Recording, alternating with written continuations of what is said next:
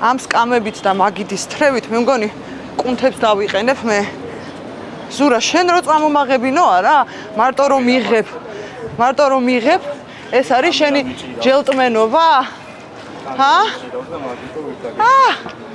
მეთკინა. უი. ოპ. აუ, რამძიმეა ზურა.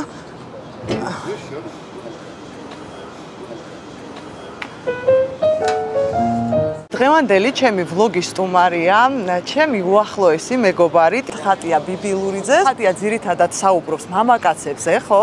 და მამაკაცებსაც ხშირად უჩნდებათ კითხვა თუ რა სურთ ქალებს, ხო და ახლა მამაკაცებო შეგიძლიათ რომ მოусხდეთ, ესე იგი ეკრანებს და ხატია გაგვაგებინებს რა სურთ ქალებს.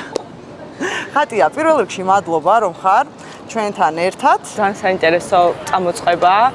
და მიხარია რომ ესეთი გემოვნებიანი გადაცემები იქმნება, რაც უფრო დავახლოვდი სოციალურ ქსელთან, მეტი მსგავსი გადაცემა ვფიქრობ, რომ საჭიროა.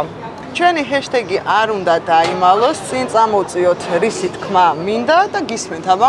რისი თქმა მინდა რუსკა და მგონია რომ გოგონებს სტანდარტებს მამები, ძმები, შემდეგ მეგობრები გვიყალიბებენ და ჩემ შემთხვევაშიც ასე მოხდა, ჯერ მამაჩემს ვუყურებდი და შემდეგ ჩემს მეგობრებს, რომლებმაც ის სტანდარტები, რაშიც მამაკაცი ჩემთვის უნდა ჯდებოდეს, ჩამომიყალიბეს. პირველ რიგში ალბათ წამოვწევდი რაღაცა როლების გაცვლის საკითხს, იმიტომ რომ ბიჭები ცოტა ეს პერიოდია ძალიან ესე იქცევიან, პრინცესულად და არ მომწონს. პრინცესულობაში რას გულისხმობ? მე ბიჭი არ უნდა დამელოდოს, რომ დავურეკო, მივწერო, მოვიკითხო.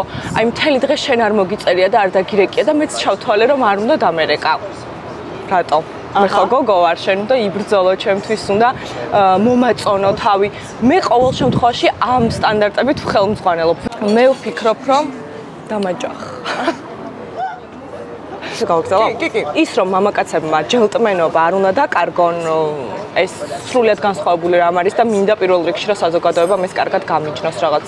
მე ექსპერტის პოზიციიდან არ ვსაუბრობ, თუმცა ეს ჩემს TikTok-ზეც ვიძახი, რომ ეს არის ჩემი აზრები, რასაც ვაფრქვევ. რა არის მამაკაცებისთვის შენი მთავარი სათქმელი?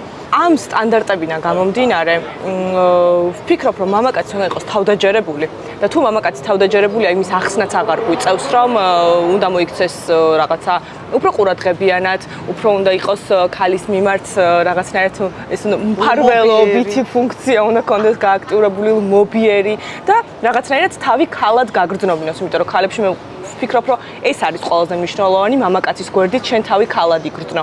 ხატია, შენ ხშირად საუბრობ რედ ფლეგებზე. აი ეს მიგნებები გითხარი, ანუ საიდან წამოვიდა ეს ყველაფერი, რომ აი ესე ზუსტად ამბობ, რა გსურს ჩვენ მაგალითად ქალებს. ჩემი პირველი რედ ფლეგი, ალბათ რაც ესე მახსენდება, არის ანგარიშის გაყოფა. როცა ის თავის ყავას გადაიხდის და ჩეკზე დაითვლის, რომ ჩემი არის 5 და 75 და შენი არის 6 და 10. ეს არის პირველი რედ ფლეგი და საოცრად მიუღებელია. შეიძლება რაღაცა როცა ერთად ხართ უკვე შეყვარებულები ხართ, მერე ეს მოხდეს, ან სულ შენ გადაიხადო. თუმცა პირველი რამდენიმე პაემანი შესაძლებელია რომ მან გადაიხადოს. მეორე რედ ფლეგი?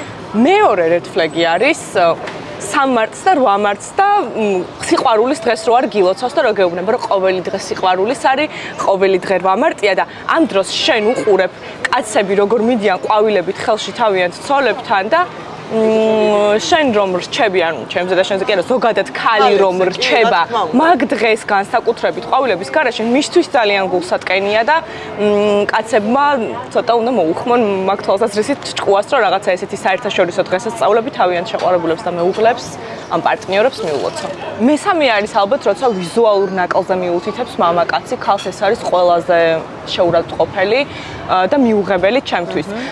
იმიტომ რომ შეიძლება მამაკაცი, რომელიც სრულიადაც არ გამოირჩევა თავისი დაკუნთული ფორმებით, იყოს ძალიან თავდაჯერებული და ქალი, რომელმაც მე პირობითად მოვიმატე 2 კილო, შეიძლება ისეთ ისტერიკაში ჩავარდე ამის გამო, რომ გამიფუჭდეს განწყობა ალბათ მთელი თვის, ან სანამ არ დავიკლებ. გამიჩნდეს კომპლექსი. მამაკაცები იმისთვის არიან, რომ კომპლიმენტები გვითხრან მხოლოდ. აი ეს ნამდვილად გაითვალისწინეთ. უფრო მეტად მიაქციონ ყურადღება რას ამბობენ. ანუ ერთი სიტყვით რო ვთქვათ, ხატი არის არ დასაკარგი გოგო. გაითვალისწინეთ მამაკაცებო, ზურა მოკლედ სურათი აბა ერთიც მოიწია. გადაგვიღოს სურათი. ეხლა ისეთი სურათი გადაგვიღე, რომ მამაკაცებმა არ მიგვაბულინგო. რაიმე